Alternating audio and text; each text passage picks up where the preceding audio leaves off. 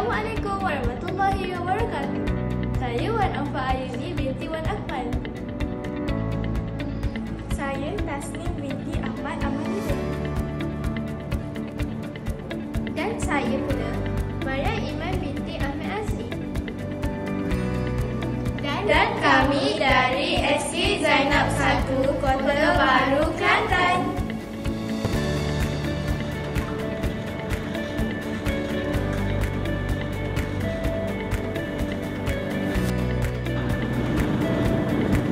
Adik, kenapa ni? Boleh kakak tolong? Soalan susah lah. Saya tak tahu congak. Oh, iya ke?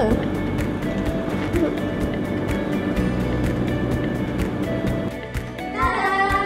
Akhirnya siap juga aplikasi kami. Jom Congak adalah aplikasi digital yang dicipta untuk meningkatkan kemahiran matematik murid-murid dengan cara yang seronok dan interaktif. Dalam projek kami ini, kami menggunakan aplikasi MIP Inventor kerana ia mudah digunakan. Jom Congak ini direka khas untuk murid-murid tahun 1, 2 dan 3.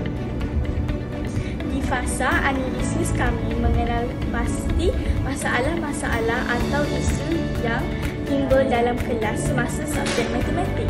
Kami menyenaraikan masalah-masalah yang dihadapi oleh murid-murid semasa subjek matematik.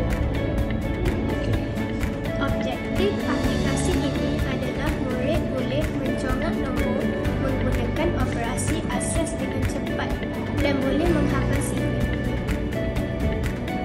Di fasa reka bentuk, kami membuat lakaran app dan storyboard app supaya ianya menjadi panduan dalam kerja projek kami. Hasilnya, kami masukkan ke dalam aplikasi mengikut objektif aplikasi kami. Kami masukkan juga gambar, audio, video dan animasi di dalam aplikasi Jom Congak semasa di fasa pembangunan aplikasi. Ini dapat menarik minat murid-murid menggunakan aplikasi ini. Kami memberi file APK kepada murid-murid tahun 1, 2 dan 3 untuk menggunakan aplikasi ini. Jom Congak ini amat mesra pengguna kerana pengguna tidak perlu masukkan ID dan kata laluan. Ia hanya perlu klik simbol play untuk masuk ke laman utama aplikasi. Terdapat 3 menu di laman utama iaitu menu Jom Congak, menu lagu sifir dan menu permainan. Di dalam menu Congak ada 4 button mengikut operasi asas matematik iaitu tambah, tolak, darab dan bahagi. Murid boleh mula congak nombor di dalam menu ini. Murid perlu masukkan jawapan ke dalam kotak yang disediakan. Klik semak jawapan untuk semak jawapan betul atau salah. Jika jawapan betul, akan terpapar perkataan syabas dan tahniah. Jika jawapan salah, akan terpapar cuba lagi. Anda gagal ke soalan seterusnya.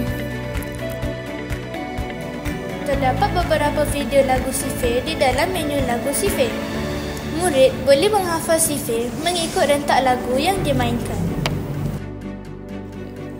Manakala terdapat 2 permainan di dalam menu permainan iaitu puzzle number and jom tangkap nombor.